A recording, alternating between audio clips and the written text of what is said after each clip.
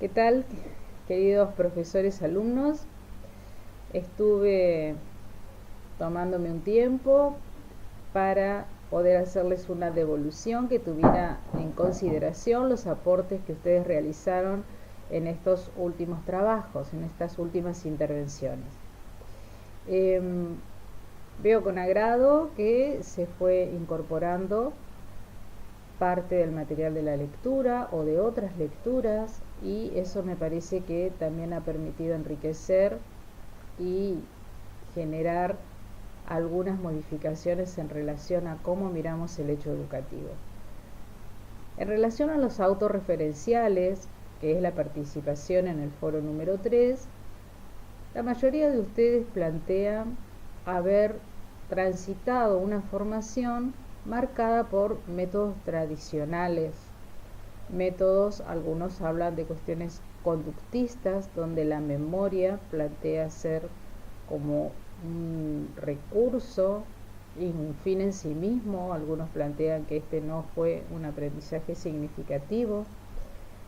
Plantean también cuestiones de verticalismo en las aulas, y hay algunos que también se preguntan si, por el caso de Galanter, ¿no?, si en 27 años se han modificado o no estas prácticas.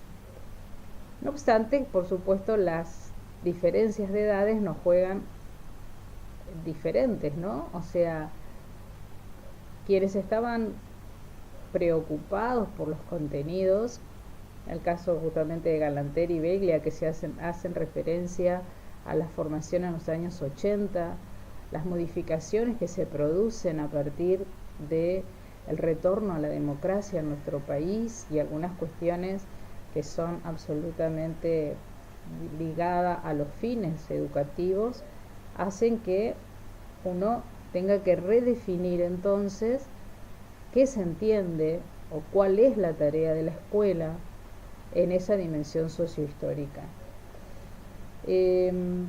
También se habla mucho de los medios, o sea, medios entendido como metodologías o técnicas utilizadas dentro de la formación profesional. Hay quienes lo han planteado desde los distintos niveles educativos y diferencias justamente significativas desde los niveles secundario y terciario universitario. Ya les había anticipado yo en el video anterior cómo algunas formaciones específicas como la abogacía o la psicología, ahora se suma el trabajo social, plantea como metodología propia de sus disciplinas el estudio de casos, como también hay, en el caso de Salmón, plantea la cuestión de la tradición experimental, ¿no?, en la física y la química. O sea, pareciera que ustedes están planteando que las diferentes disciplinas quizás tengan metodologías apropiadas, y que quizás no sea una cuestión, ¿no?, de plantearse si hay un método mejor o peor, sino si esos métodos deben ser adaptados a los contenidos, como que hay cierta correlación o relación entre ellos. Y esto es muy interesante para poder seguir trabajándolo, pensándolo. Dentro de las nuevas tecnologías hay algunos de ustedes que han realizado cursados virtuales, ¿no?, que ya han planteado desde la formación la inclusión de la nueva tecnología como el medio o el soporte principal. El caso de Cordón, Yolov también lo plantea, Couchet también, Soderek también plantea no solamente la cuestión de los medios, sino también de que quizás también deban ser adaptados a fines, ¿no? O sea, no solamente la cuestión del medio adaptado al contenido, sino también al fin en sí mismo. También se plantean cuestiones, o sea, la informática, la PC, los videos, la inclusión de invitados, etcétera. Pareciera ser cuestiones que a lo largo de estos últimos años se han ido incorporando y han le han permitido tener al hecho educativo en las escuelas distintas dinámicas. Algunos de ustedes plantean esto de que pareciera que empieza a haber mayor movimiento dentro de las aulas. Es el caso de la inclusión de los trabajos grupales a los que hace referencia Silva, Diez, Florentín y Húmeres, que justamente desde la propia formación plantean, ¿no? O sea, los contextos colaborativos como contextos altamente positivos en su formación profesional. El valor, entonces, incluso Couchet nos plantea algo bastante interesante, diferenciando los distintos niveles educativos, ¿no? O sea, en el secundario, docentes poco motivados y sin embargo ya en su formación posterior el valor que ella recupera del propio punto de vista como un aporte significativo de la formación superior. Beglia nos había planteado justamente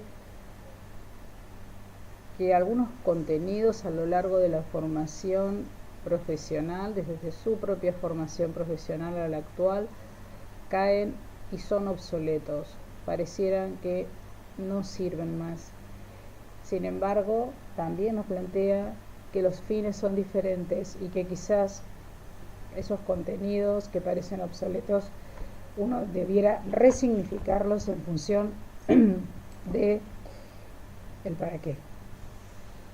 Y quizás ahí esta capacidad de resolver problemas que aparece como una competencia en sí misma tenga que ver también con esta cuestión de fines que varios de ustedes se está planteando.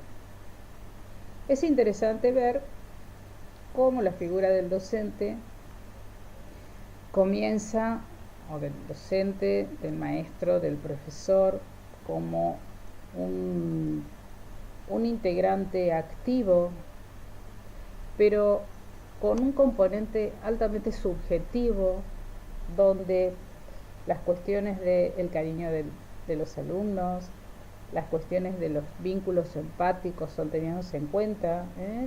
Coco, Vega, Maidana, Binda, por ejemplo, nos hacen un poco estas observaciones de necesidad de una relación altamente fluida y afectiva, si se quiere, entre profesores y alumnos para poder aprender juntos.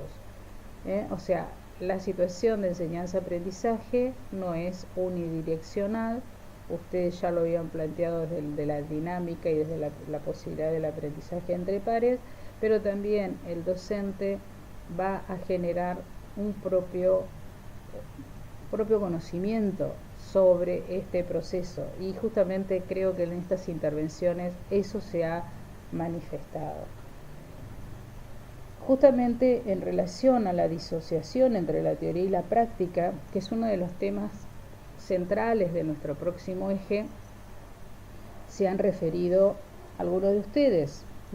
Piazza, por ejemplo, lo plantea, también lo plantea Godoy, ¿no?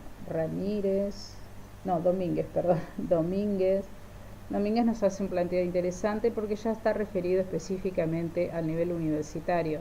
La universidad cuenta con distintas áreas donde nosotros podemos plantear alternativas diferentes y diferenciadas en relación a la adquisición de nuevos conocimientos, ¿no? O sea, la investigación y la extensión son ámbitos que en el nivel terciario también suelen incluirse, van a favorecer, por supuesto, el desarrollo de los contenidos, la apropiación y también justamente él plantea la cuestión de la evaluación. Hay algunas preguntas en relación a esto, en relación a las metodologías y en relación a la propia práctica, ¿no? Scobio nos plantea nunca va a ser completa, y quizás eso nos permita entonces pensar como algunos de ustedes lo plantea, Vallejos precisamente plantea esta cuestión absolutamente dinámica y cambiante, con cierta incertidumbre que tiene nuestra práctica docente. O sea, bueno, cuando encontramos una respuesta, surgen nuevas preguntas. Y quizás esa sea nuestra posición a partir de este eje número 2, ¿no? Justamente, bueno, Robledo plantea la necesidad de poder redefinir las competencias necesarias en este contexto. También se nos plantea justamente la cuestión ideológica de los docentes, como nosotros planteamos, precisamente las cuestiones ideológicas hacen que la tarea educativa no sea una tarea neutra, ¿no? Que no se nos está permitido en realidad generar solamente un proceso de mera transcripción de los contenidos, porque justamente si la finalidad es hacer modificaciones y transformaciones sociales, evidentemente las actitudes deben ser distintas y se adopta entonces una perspectiva política y ética que debemos tomar conciencia de la misma y poder discutirla, ¿no? Poderla ir construyendo juntos en realidad. Carlino, justamente al analizar su propio proceso de formación y ver las diferencias que hubo en este recorrido, nos plantea cómo necesitamos hacer un nuevo diagnóstico y tenemos que ir repensando nuestra práctica docente. Este eje número 2 justamente se va a nutrir de todas estas experiencias. Muchas de las cosas que ustedes están planteando desde lo autorreferencial y desde la articulación teórico-práctica de la wiki van a ser profundizadas en el eje número 2. O sea, ustedes me han permitido ver de manera global un montón de conocimiento sobre la práctica docente a partir de su propia experiencia. Nosotros habíamos planteado propia experiencia como alumno. El eje número 2 va a cambiar ese punto de vista y vamos a hacerlo desde el rol profesional, desde el rol docente. Muchos de ustedes ya transitan estos espacios y seguramente van a poder hacer una mejor articulación y van a ser absolutamente valiosos para el grupo sus aportes y comentarios. Realmente fue un placer poder escuchar todas estas intervenciones. Los felicito porque sé que con algunas dificultades todos han podido hacer su incursión en esta nueva modalidad para algunos de cursado y de participación. Les agradezco mucho la participación y la preocupación justamente para poder participar. Y los invito por ahora solamente a la lectura. Tenemos como primera lectura sugerida el capítulo 1 y el capítulo 4 de Palacios, la cuestión escolar. En estos textos ustedes van a releer y profundizar algunos aportes de la escuela nueva, ver cuáles fueron sus propuestas, analizar un poco cuáles han sido los objetivos logrados y cuáles son los que nos quedan aún por lograr. O sea, autores como Rousseau, Ferrier, Piaget, Freinet y Wallon son algunos de los exponentes de la escuela nueva. Algunos han hecho aportes desde la psicología, básicamente, diría un pedagogo argentino, Víctor Mercante, que realmente merece todo nuestro respeto porque fue un precursor de estos pensamientos, o sea, fueron contemporáneos a los grandes avances en la pedagogía a nivel mundial, ¿no? O sea, Europa y Estados Unidos planteaban algunas cuestiones de punta y bueno, Víctor Mercante precisamente era nuestro referente. Nosotros tuvimos en nuestro país un primer laboratorio de psicología aplicada a la educación en la provincia de San Juan, justamente fundado por Víctor Mercante, que tenía como un principio general decir que para mejorar la enseñanza debíamos saber cómo aprenden los alumnos, ¿no? Y en función de esta mirada fue que se hicieron importantísimos aportes desde nuestro país y bueno, sus aportes son contemporáneos, por ejemplo, a los de Wallon en Francia. Esto como un dato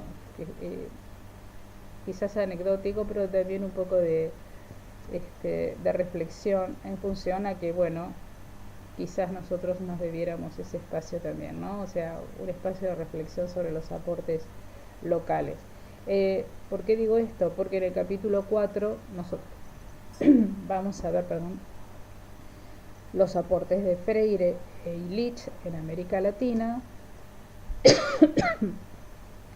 que por supuesto tiene en cuenta la dialéctica y las actitudes dialoguistas en la educación, y una reflexión especial a la institución, la escuela, y cuál es justamente la finalidad y el rol que los profesores debemos desarrollar en estas instituciones. Los voy a dejar con estos materiales, espero que puedan aprovecharlos y compartirlos todos juntos, ¿no?